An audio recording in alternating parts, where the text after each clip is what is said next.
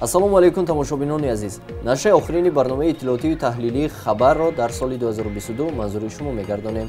мо ин навбат мавзӯъҳои муҳимтарини соли рафтаро таҳлил ва баррасӣ намуда ҷамъбаст хоҳем кард.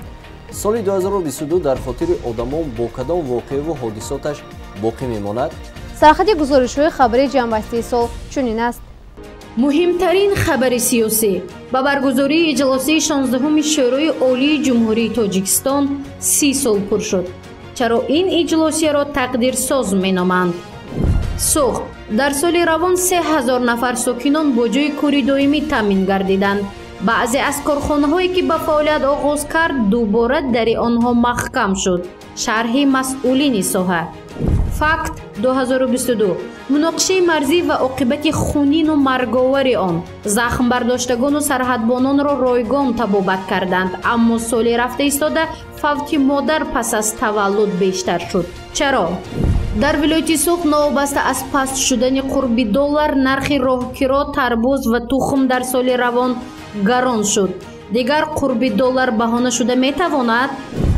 хуҷанд дар моҳи декабр барфу борон боиси мушкилиҳо дар роҳҳои асосиву байнимаҳаллӣ гардид. мақомот барои пешгирии саривақт чора андешид, аммо яхбандии роҳҳо дар бесобиқа буд. рақами оморӣ 500 ҳолати сӯхтор ва 1 фавти инсон. ҳодисаи нохуши сӯхтор бештар шудааст. соли равон дар бозори шарқ сӯхтор ба амал омад. ҳамагон аз мулҳои талафёфтаи соҳибкорон афсӯс хӯрданд. инчунин таркиши нуқтаҳои сӯзишворӣ ва ҳам сӯхтори нақлиёти шахсӣ ба миён омад.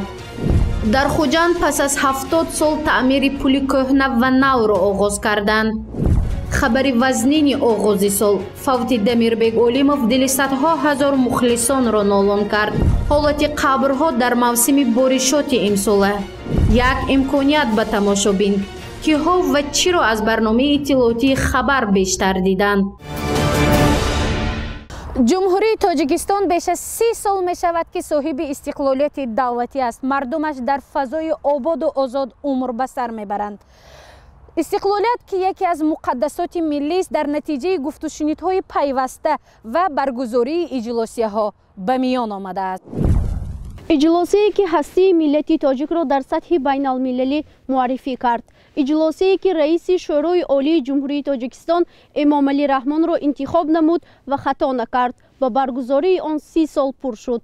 чаро маҳз иҷлосии 16-уми шӯрои олии ҷумҳурии Тоҷикистонро тақдирсоз меноманд?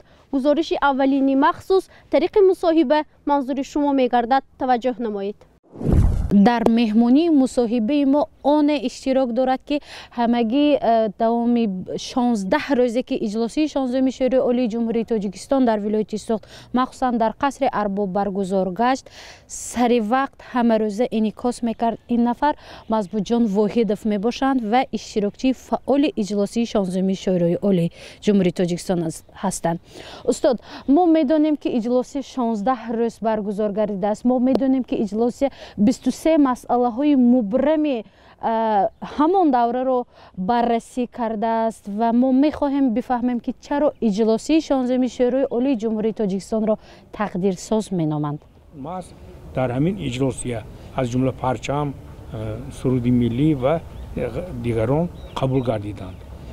дар бобати санадҳои меъёрии ҳуқуқие ки беш аз 70 адад дар ин иҷлосия қабул карда шуданд, то баргузории ҷашни 30-солагии иҷлосия дар воситаи ахбори омма бисёр гуфта гузаштанд. ман такрор намекунам, лекин хеле ки гуфтем, санадҳои муҳимтарин маҳз дар ҳамин иҷлосия қабул гардид.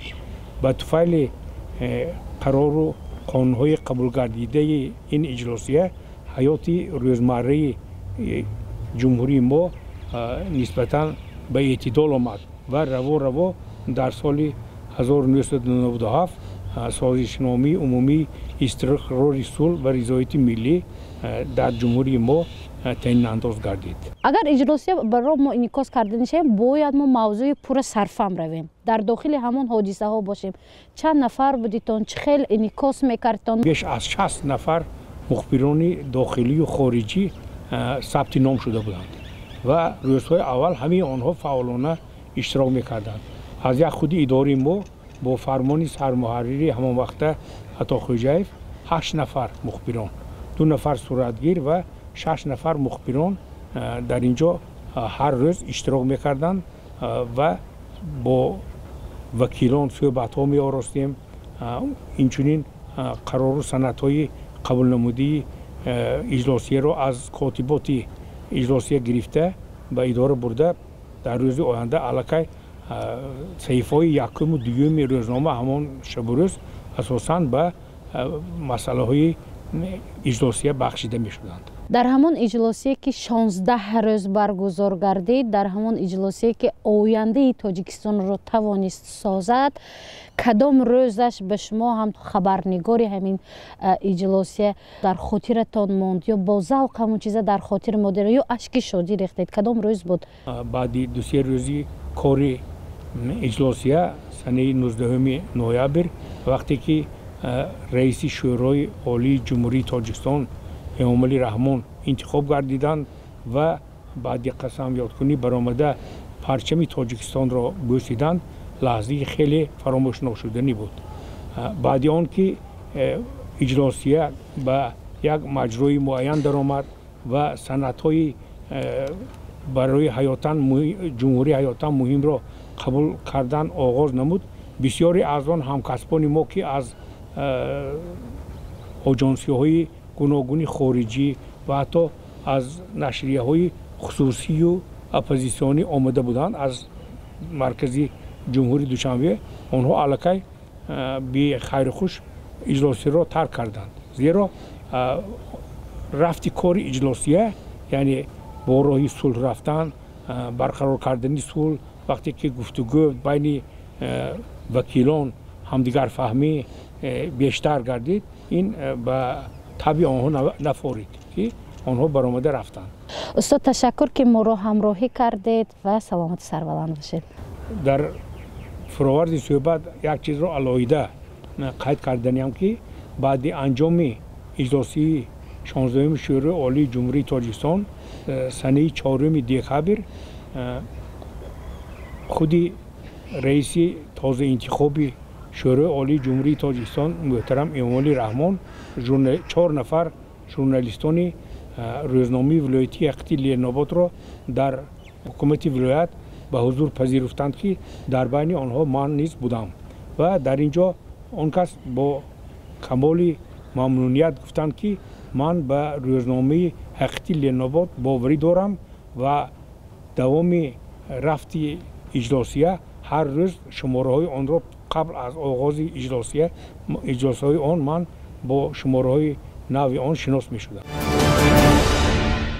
дар вилояти Суғд давоми соли 2022 145 корхонаву коргоҳҳои истеҳсолӣ ба фаъолият оғоз гардид. ин кор тибқи нақшаи тарҳрасишудаи мақомоти иҷроии ҳукумати давлатии вилояти Суғд роҳандозӣ гардидааст. корхонаҳои истеҳсолӣ зиёда аз 3000 нафар сокинони кишварро ба ҷои корӣ таъмин намуданд. аммо чанд адади дигар корхонаҳо аз фаъолият боз монданд. сабаби асосии онро коршиносон мегӯянд ки ба рақобатнопазирии маҳсулот дар бозор, камхаридор будани маҳсулоти истеҳсолшаванда ва мавсимӣ фаъолият кардани корхонаҳо алоқаманд мекунанд. дар вилояти Суғд давоми соли 2022 145 корхонаву коргоҳҳои истеҳсолӣ сохта ба истифода дода шуд. ин кор аз рӯи нақшаи тарҳрезикардаи мақомоти иҷроии ҳокимияти давлатии вилоят роҳандозӣ гардид. корхонаҳои мазкур наздик 3000 нафар сокинонро бо ҷои кори доимӣ таъмин намуд. дар ин бора раиси вилояти Суғд Раҷаббой Аҳмадзода зимни нишасти хабарӣ ба кормандони васоити ахбори omma маълумот пешниҳод намуд. ҳадафи асосии ташкили корхонаҳои хурду бузург ин бо ҷои кори доимӣ таъмин намудани сокинон аст.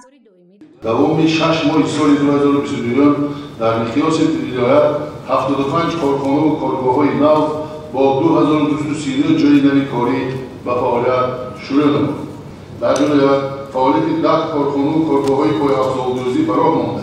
дар моҳҳои январи-июни соли ҷорӣ истеҳсоли пойафзол ба 254,7 ҳазор ҷуфт расонда шуда. раиси вилояти суғд Раҷаббой Аҳмадзода иттилоъ дода буд ки корхонаҳои истеҳсолии муштарак низ мавриди истифода қарор мегирад. Дар шаҳри Бӯстон бошад давоми 6 моҳи аввали соли 2022 7 корхонаву коргоҳҳои хурду бузург ифтитоҳ гардида 6 коргоҳи дигар фаъолияташро маҳкам намуд. раиси ин шаҳр Мавсума Муинӣ гуфта буд ки 3 адад корхонаи нави саноатӣ ҷамъияти дорои масъулияташ маҳдуди Камоли Ворис, истеҳсоли гази оксиген бо ном ҷамъияти дорои масъулияташ маҳдуди Ваҳдати Бӯстон ва коргоҳи истеҳсоли обҳои ташнишикенӣ ҷамъияти дорои масъулияташ маҳдуди Саразми Бостон мавриди истифода қарор гирифтааст.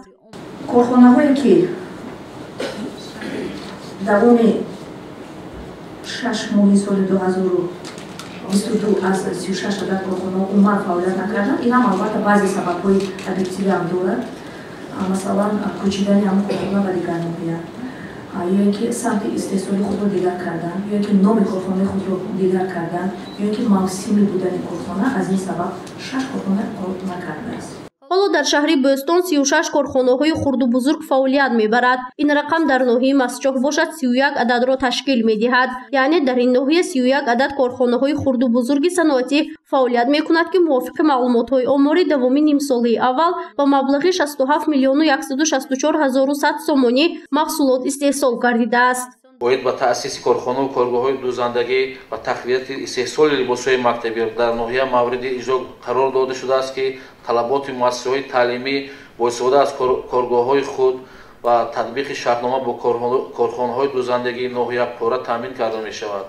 навобаста аз ин баҳри татбиқи пурраи он дар ноҳия 3 коргоҳи нави таъсис ёфта истодааст ки дар оянда масъалаи мазкур пурра аз ҳисоби ноҳия ба амал баровард. дар бештари шаҳру ноҳияҳо корхонаҳои саноатӣ ва ҳам истеҳсолӣ мавриди истифода қарор гирифтанд.